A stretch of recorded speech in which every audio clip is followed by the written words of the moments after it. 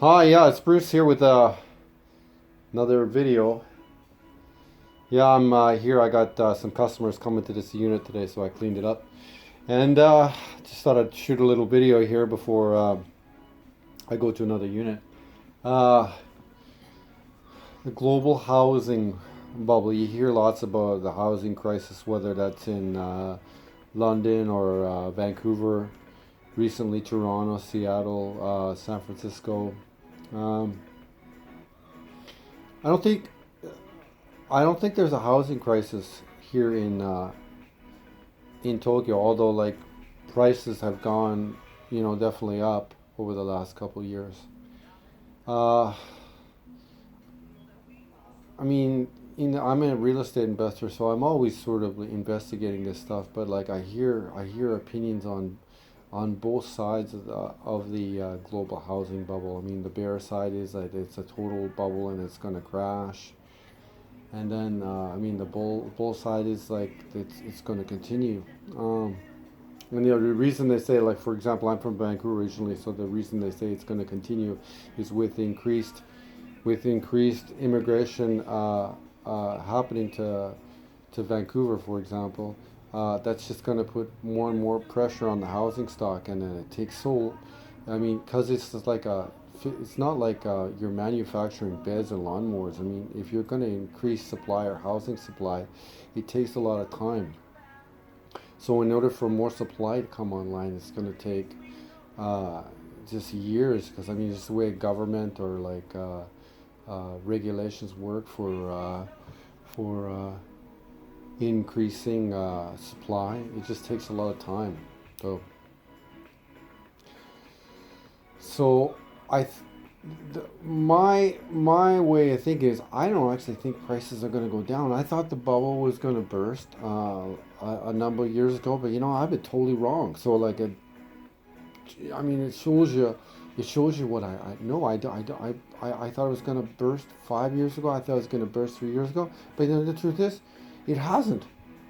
So like I'm no genius for this, but I mean the point I want to make out in this video is, for example, I have real estate here in Tokyo, and if I do want ever to go back to Vancouver, that's really not the case in my case. But if I do want to go back to Vancouver, uh, I can always sell the units I have here. Okay, and this is kind of connecting to like yesterday's video, in that buying real estate here while you're in Tokyo and you have a good job is a really defensive strategy too. Because if you are from Canada, like for example, like where I'm from, or you're from United States or San Francisco, or you're from the West Coast, then I think it's actually a really defensive strategy, and that you might think it's a big risk to take on a loan like that for 30 years. I talk to people all the time and they'll say, "Oh, it's too long a loan. It's a risk." But I think it's actually a bigger risk by not taking a risk.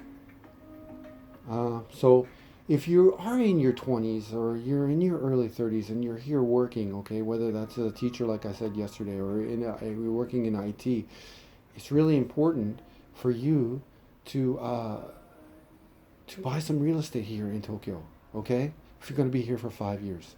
Okay, if you're here for 5 years, then you can sell it. Okay, now if the global valuations for real estate go up, okay, then the Tokyo real estate is going to go up with it. Okay, so it can be like a it's a defensive, almost like a hedging strategy, the way I look at it. Okay, and if you are interested in purchasing some real estate, contact me here. Okay, with the YouTube channel. I have behind me, I'm the face of the foreign guy, the Gaijin guy who's the face of this real estate company. But behind me are two guys that are full Japanese real estate. We have a real estate company, okay, uh, and we can bring you through the whole process, whether that's buying and negotiating you a good deal, okay. But the key, again, I said in other videos, okay, we'll try to put together the financing for you. When it's below 1% financing, you know you're that's like, it's I've said it before, it's just negative interest rates, and you've got to take advantage of it.